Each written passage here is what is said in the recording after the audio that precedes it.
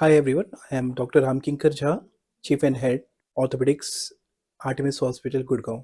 तो आज हम इन जनरल बातें करेंगे रिगार्डिंग हमें अपने शरीर का ख्याल कैसे रखना है regarding orthopaedic point of view, like bones, joints, इनका ख्याल हम कैसे रखें। तो अधिकतर जितने भी मरीज होते हैं सबका सवाल वही रहता है कि क्या खाएं पिएं, क्या एक्सरसाइजेस करें। तो जस्ट संक्षेप में आज हम इसके बारे में बात करेंगे। तो पहली चीज हम सबसे जो कॉमन पूछी जाती है वो है ऑस्टियोपोरोसिस, कि ऑस्टियोपोरोसिस क्या है और हम कैसे डायग्नोज करें और इसके क्या उपचार हैं। तो ऑस्टियो मीन्स बोन और पोरोसिस मीन्स पोरस हो जाना।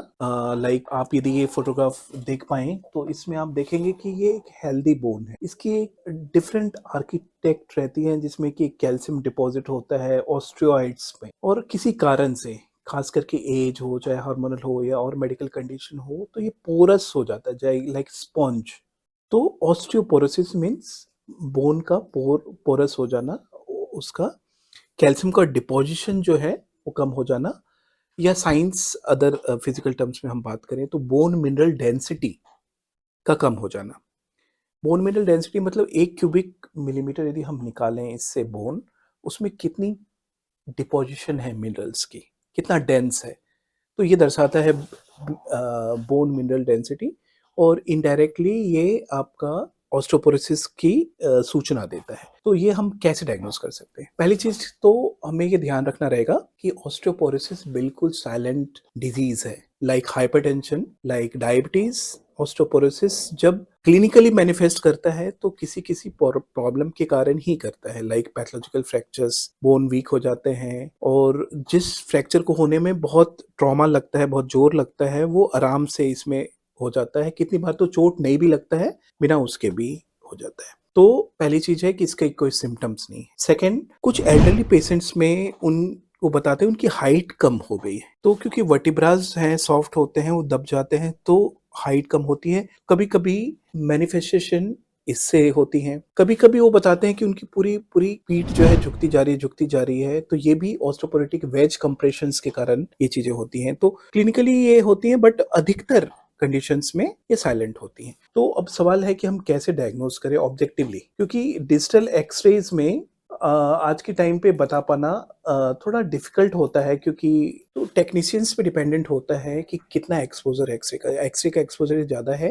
तो वो ब्लैकिश नजर आएंगे, तो ऑस्टियोपोरोसिस दिखेंगे, तो उसमें ऑब्जेक्टिविटी नहीं होती है। ऑब्जेक्टिविटी के लिए हम लोग कॉमनली जो बताते हैं डेक्सा स्कैन कराने के लिए, और ये 3 साइट्स होते हैं, जस्ट सीटी स्कैन जैसी मशीन होती हैं जिसमें रिस्ट, हिप और स्पाइन 3 साइड्स पे हम लोग बोन मिनरल डेंसिटी देखते हैं डेक्सा स्कैन से। तो ये गोल्ड स्टैंडर्ड है अभी के टाइम पे। इसके अलावा बीएमटी मशीन्स भी आते हैं जो कि पोर्टेबल होते हैं, लेकिन उनकी एक्यूरेसी, रिपीटेबिलिटी नहीं होती है, तो प्रेफर्ड इज डेक्सा स्कैन। तो डेक्सा स्कैन में जो हमें मिलता है रिपोर्ट, वो कुछ इस तरह से मिलता है, लाइक ग्रीन, येलो, रेड।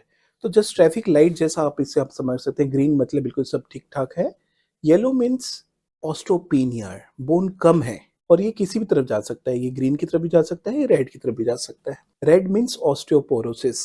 तो यदि साइंटिफिक वे में हम बात करें तो -2.5 से यदि कम टी स्कोर है, दैट मीन्स कि आपकी बोन का कंपैरिजन 25 साल के एक मेल यंग हेल्दी पर्सन के साथ हो रहा है, तो वो टी स्कोर होता है। तो उसमें यदि उसकी वैल्यू -2.5 से कम है तो वो ऑस्टियोपोरोसिस है, दैट मीन रेड जोन में है। यदि -1 टू -2.5 है तो येलो जोन में, that is osteopenia, that is precursor of osteoporosis. और यदि -1 या उससे बेटर है तो वो नॉर्मल बोन है। तो एक बार हमने यदि डायग्नोज कर लिया कि बोन मिनरल डेंसिटी कितनी है, हेल्दी रेंज में है, ऑस्टियोपीनिया में है, ऑस्टियोपोरोसिस में है, तो इसके हिसाब से निर्भर करता है कि आगे हम क्या सलाह देंगे। यूजुअली हेल्दी बैलेंस डाइट सबको लेनी चाहिए। यदि हेल्दी जोन में भी, आपकी ग्रीन जोन में भी आ रही है, तो कैल्शियम इंटेक, विटामिन सी और विटामिन डी एनरिच जो फ्रूट्स और फूड हैं वो आपके डाइट में होनी चाहिए। खास जैसे कि मिल्क सप्लीमेंट्स हो गए फॉर कैल्शियम।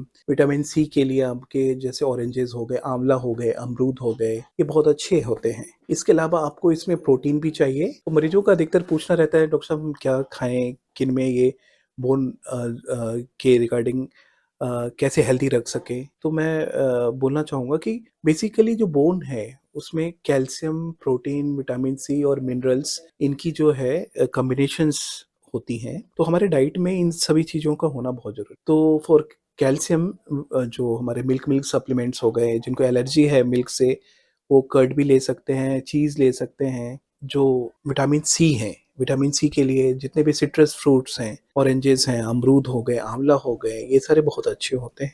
प्रोटीन के लिए हाई क्वालिटी प्रोटीन्स हमारे डाइट में होनी चाहिए, जैसे कि एग हो गए, सोयाबीन हो गए।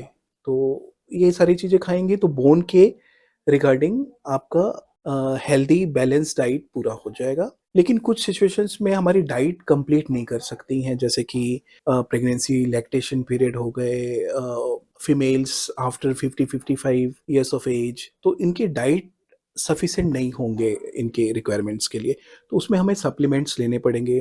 कैल्शियम सप्लीमेंट्स यूजुअली 1 ग्राम दिन का जो है सेलकेल, बायकेल, मतलब कोई भी न्यूरिकेल जैसे हो गए, कोई भी एक ब्रांड, तो 1 ग्राम दिन का हमें चाहिए। विटामिन डी एक इम्पोर्टेंट मीडिएटर है कैल्शियम के अब्जॉर्प्शन के लिए, तो विटामिन डी जो है वो हमें सप्लीमेंट्स वो भी हमें लेने पड़ते हैं। तो ये तो था बेसिकली कैसे हम ऑस्टियोपोरोसिस को प्रिवेंट कर सकते हैं और कैसे हम अपने बोन्स को हेल्दी रख सकते हैं।